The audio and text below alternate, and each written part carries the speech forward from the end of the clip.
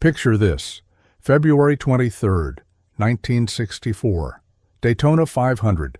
Richard Petty crosses the finish line at 174.8 miles per hour, a full lap ahead of second place, not seconds, not car lengths, an entire lap. NASCAR officials stood there, jaws on the floor, watching Plymouth's new engine turn their premier race into a parade. By the end of that season, Chrysler's Hemi-powered cars would win 26 out of 62 races. The following year, 14 out of the first 15. NASCAR panicked so hard, they literally rewrote the rulebook overnight. This is the story of how one mechanic's impossible cylinder head design brought America's most popular racing series to its knees. The year was 1963, and Chrysler had a problem. Their wedge head engines were hitting a wall, literally an airflow wall. See, in a wedge head design, the valves sit at an angle in a chamber shaped like, well, a wedge. It's simple, cheap to manufacture, and works great for street cars. But when you're trying to move massive amounts of air at 7,000 RPM, that angled valve arrangement becomes a bottleneck. The air has to make sharp turns, creating turbulence that kills power. Ford was dominating NASCAR with their 427 mystery motor. General Motors had their legendary small blocks. And Chrysler? They were getting their doors blown off week after week. Tom Hoover knew exactly what was wrong. As Chrysler's lead engine developer, he'd spent countless hours on the flow bench, watching smoke trails reveal the ugly truth about wedge heads. The intake air would slam into the chamber wall, tumble chaotically, and lose velocity right when it needed it most. The exhaust gases faced the same problem in reverse, struggling to evacuate through ports that forced them into unnatural contours. In racing, where every horsepower counts, Chrysler was giving away 50 horses to bad airflow alone. But here's where it gets interesting. Hoover had been studying an old design that Chrysler had abandoned in 1958, the hemispherical combustion chamber. The concept wasn't new. It dated back to the early 1900s. Even Chrysler had used it in their firepower engines of the 1950s. But those engines were expensive to build, heavy, and honestly kind of a maintenance nightmare for regular folks. The accountants had killed them in favor of cheaper wedge designs. But Hoover wasn't thinking about accountants. He was thinking about humiliating Ford on Sunday afternoons. The beauty of a hemispherical chamber is almost poetic in its simplicity. Picture a perfect dome carved into the cylinder head. Now, place the spark plug dead center at the peak of that dome. The intake and exhaust valves sit opposite each other, angled outward like wings. When air enters through the intake valve, it flows in a smooth, natural arc across the dome and down into the cylinder. No sharp turns, no wall slamming, just pure, laminar flow. The exhaust follows an equally smooth path out. It's the difference between water flowing through a kinked garden hose versus a smooth pipe. Hoover pitched his idea to Chrysler's brass in early 1963. Their response was predictable. Too expensive, they said. Too complex. The wedge is good enough. But Hoover had an ace up his sleeve. He'd been secretly working with a small team of engineers, including Bob Tarazzi and Dick Maxwell, to develop a proof of concept. They'd taken a 426 cubic inch RB block, Chrysler's biggest wedge motor, and topped it with experimental hemispherical heads. The initial dyno results were so shocking that the dynamometer operator thought his equipment was broken. Let me put those numbers in perspective. The best wedge head 426 was producing about 415 horsepower on a good day. Hoover's first experimental Hemi, 425 horsepower, and that was just the beginning. Within weeks, they were seeing 450, then 475. By the time they'd optimized the cam timing and intake manifolds, they were pushing past 500 horsepower, from the same displacement, the same basic block, just different heads. The accounting department suddenly became very interested. The technical specifications of the race Hemi were absolutely brutal for 1964. We're talking about an engine with a 12.5.1 compression ratio. The intake valves measured 2.25 inches across, bigger than a silver dollar. The exhaust valves were 1.94 inches. Compare that to the wedge engine's 2.08-inch intakes and 1.74-inch exhausts. That extra valve area meant the Hemi could move 15% more air at the same RPM. But it wasn't just about size. The valve angle was the real secret weapon. In a wedge head, the valves sit at about 18 to 23 degrees relative to the cylinder bore. They're fighting gravity and geometry with every stroke. The Hemi's valves were canted at 58 degrees, almost perpendicular to the piston. This meant several things. First, the valves could be larger without shrouding against the cylinder wall. Second, the ports could be straighter, reducing turbulence. Third, and this is the brilliant part, the combustion chamber could be more compact despite the larger valves, creating better flame propagation. The spark plug centered in the dome could ignite the mixture evenly in all directions. In a wedge head, the flame has to travel across an elongated chamber, losing intensity as it goes. The engineering team also incorporated something called porcupine valve arrangement. Looking down at the head, the valves weren't parallel. They were splayed outward like the quills on a porcupine's back. This allowed for even straighter ports and better packaging of the rocker arms. Speaking of rocker arms, the Hemi used a dual rocker shaft system. Each head had two parallel shafts, one for intake rockers, one for exhaust. This setup was more complex than a wedge head's single shaft, but it allowed for perfect valve train geometry even with those radical valve angles. Now here's where things get really clever. The Hemi's ports weren't just big. They were specifically shaped to maintain velocity. See, making ports bigger usually hurts low-end torque because the air moves too slowly at low RPM. Hoover's team used a technique called port velocity tuning. They made the ports progressively smaller as they approached the valve, accelerating the air like a nozzle. At 7,000 RPM, those ports were moving air at nearly 300 feet per second. The wedge heads? Lucky to hit 220. Chrysler knew they had something special, but they needed to test it in combat. They chose the 1964 Daytona 500 as their proving ground. It was a massive gamble. The Hemi had less than 6 months of development, no race history, no real durability testing beyond dyno runs. They were going up against Ford's proven 427s and Chevrolet's mystery motor, both of which had years of refinement. If the Hemi failed publicly at Daytona, it would be a marketing disaster. The qualifying sessions should have been NASCAR's first warning.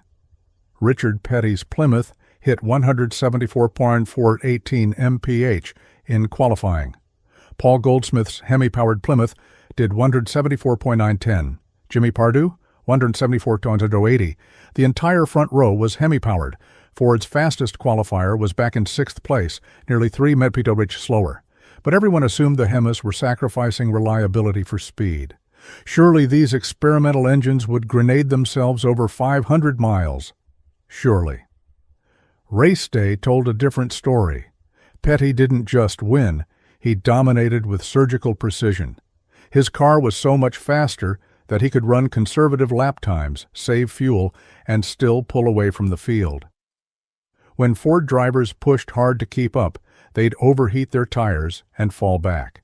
When they tried to draft, the Hemis would simply power away on the straights. By lap 50, it was clear this wasn't a race. It was an exhibition. Plymouth's team orders were simple. Don't race each other and make everyone else look stupid. The numbers from that 1964 season are almost comical. Hemi-powered cars won 26 races. They could have won more, but Chrysler actually told their drivers to ease up in some races to avoid a complete PR disaster for NASCAR. Think about that. They were so dominant they had to lose on purpose. Ford was livid. General Motors threatened to pull out entirely. Track promoters were panicking because fans were getting bored watching Plymouth and Dodge run away with everything. NASCAR's Bill France had a crisis on his hands. The Hemi was completely legal under the existing rules. It was a production-based engine. Chrysler was selling street versions, although only 11,000 of them in 1964. But the racing version was so superior that it was killing competition. France tried weight penalties first. Hemi cars had to carry an extra 250 pounds. Didn't matter. They still won. He tried restrictor plates at super speedways. The Hemis just revved higher to compensate. Then came the nuclear option. For 1965, NASCAR announced that only engines available in regular production cars, meaning at least 500 units sold to the public, could race. But here's the kicker. The engine had to be available in mid-size cars that normal people actually bought. The race Hemi was only offered in full-size Plymouths and Dodges that year. It was a rule specifically designed to ban one engine. Chrysler's response? They pulled out of NASCAR entirely. The 1965 season was a disaster for NASCAR. With Chrysler gone, attendance plummeted. Richard Petty, the sport's biggest star, was sitting at home. Fans were furious. Track owners were losing money. By mid-season, France was desperate. He negotiated a compromise. Chrysler could return with the Hemi, but only in full-size cars and with weight penalties. Even with those restrictions, Plymouth and Dodge won 14 of the first 15 races they entered. Ford's response was to develop their own exotic engine, the 427 SOHC Cammer. But that's a whole other story of mutually assured destruction. Let's talk about why the Hemi was so utterly dominant. It wasn't just raw horsepower, although 550-plus horses in race trim certainly helped. It was the torque curve. The Hemi made usable power from 3,500 to 7,500 RPM, a power band so wide you could practically leave it in one gear. The wedge engines had a narrow sweet spot, around 5,500 to 6,500 RPM. Miss a shift by 200 RPM, and you'd fall off the power curve. The Hemi? It didn't care. It pulled like a freight train everywhere. The Hemi also had superior heat management. Those hemispherical chambers, with the spark plug centered in the dome, distributed heat evenly. Wedge heads would develop hot spots in the corners of the combustion chamber, leading to detonation under racing conditions. The Hemi could run more aggressive timing, higher compression, and leaner mixtures without grenading itself. In endurance races, this was the difference between winning and watching your engine scatter itself across the track. But perhaps the most brilliant aspect was how the Hemi scaled with modifications. Every improvement, bigger carbs, wilder cams, better headers, yielded proportionally more power than the same mods on a wedge engine. Why? Because the fundamental architecture could actually use the extra air and fuel. It was like the difference between forcing more water through a kinked hose versus simply using a bigger pipe. The wedge heads would hit a wall around 500 horsepower no matter what you did. The Hemi? Racers were getting 600-plus horsepower by 1966, and that was with 1960s technology. The development costs were staggering. Chrysler spent an estimated $15 million, that's $140 million in today's money, developing the race Hemi program between 1963 and 1965. They built special foundries just for the heads, created new machining processes for those angled valve seats, developed custom valve train geometry that had never been attempted at that scale, all for an engine that would sell maybe 11,000 street units total. From a pure business perspective, it made no sense.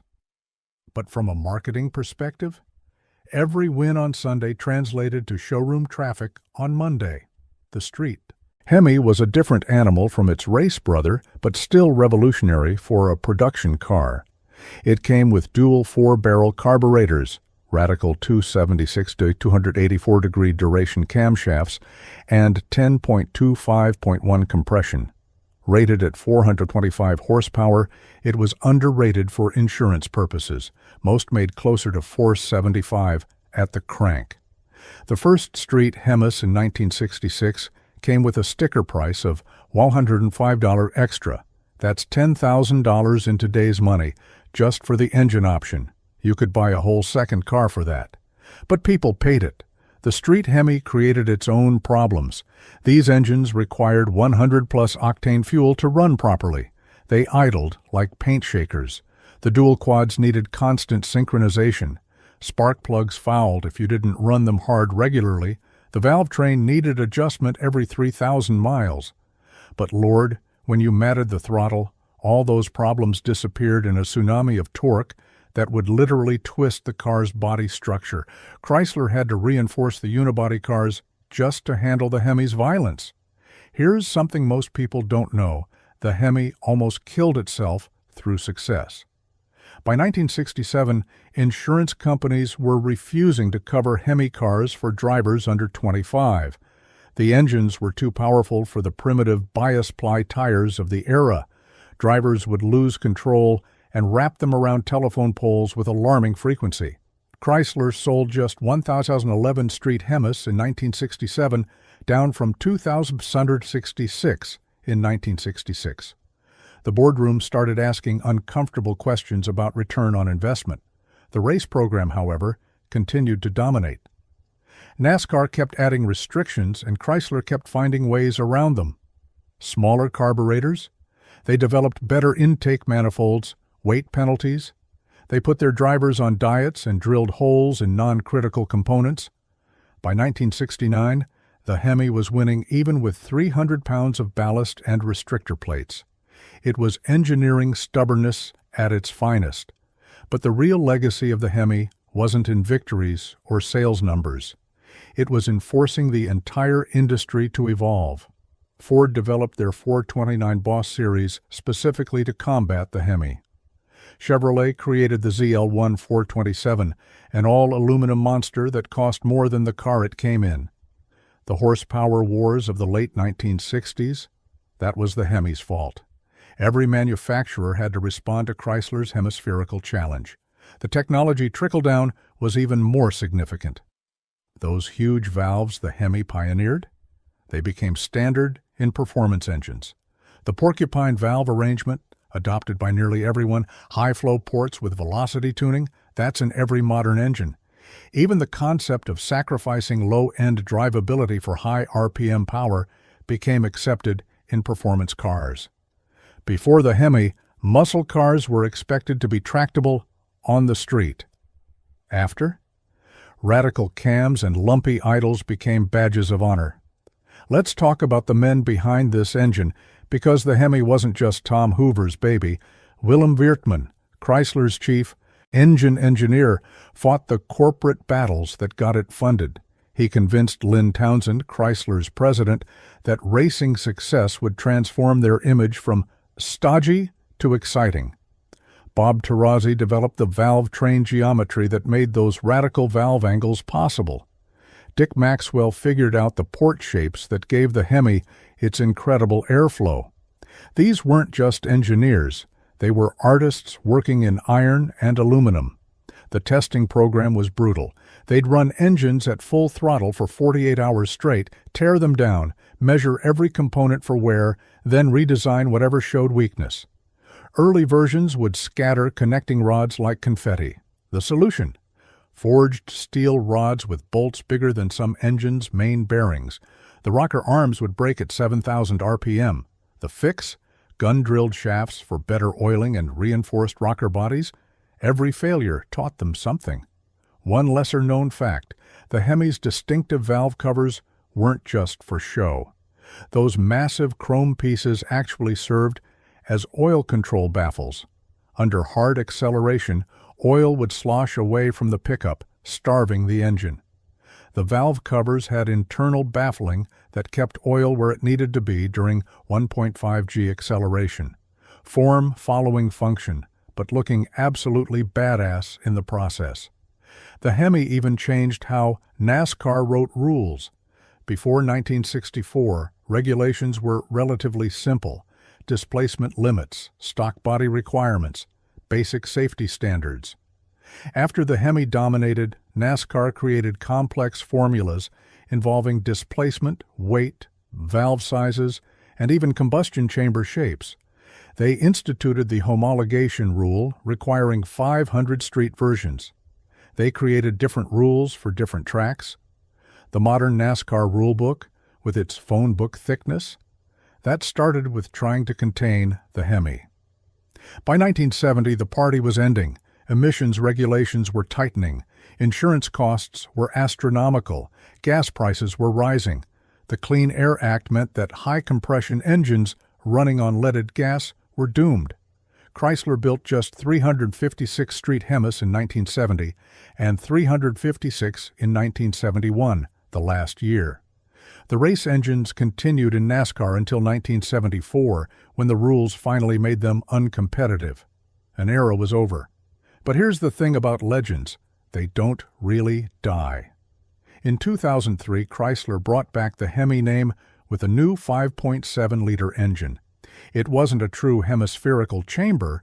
Emissions requirements made that impossible, but it had some of the character. By 2015, the Hellcat Hemi was making 707 horsepower from the factory. The Demon, 840 horsepower on pump gas. The modern Hemi might be different technology, but the spirit, overwhelming power that makes everything else look inadequate, remains the same. The original 426 Hemi's influence extends far beyond Chrysler. Modern Formula One engines use narrow valve angles and pent roof chambers that are evolutionary descendants of the Hemi concept. High-performance motorcycle engines almost universally use multi-valve heads with radial valve arrangements. Hemi DNA. Even economy cars benefit from the airflow research that the Hemi pioneered. Every time an engineer shapes a port for better flow, they're using principles that Tom Hoover proved in 1963. Today, original 426 Hemi cars are among the most valuable muscle cars in existence. A numbers-matching 1970 Plymouth Cuda with a Hemi can sell for over $2 million. Even a rough, needs-everything Hemi car commands 6 figures. There were only about 11,000 street Hemis ever built, and probably half are gone. The survivors are mechanical royalty, but it's not just about rarity, it's about owning the engine that literally forced NASCAR to rewrite its rules because nothing else could compete. The race shops that built these engines became legends themselves. Keith Black, who developed the aluminum Hemi blocks for drag racing. Dick Landy, who figured out how to make Hemis work in smaller, lighter cars. Sox and Martin, who dominated pro stock with Hemi-powered Plymouths. These weren't just mechanics. They were the high priests of horsepower, and the Hemi was their religion. Think about what one mechanic's crazy idea accomplished. Tom Hoover looked at a wedge head, said, "This is fundamentally wrong," and designed something that was so right it broke the sport. The Hemi didn't just win races, it forced an entire industry to evolve.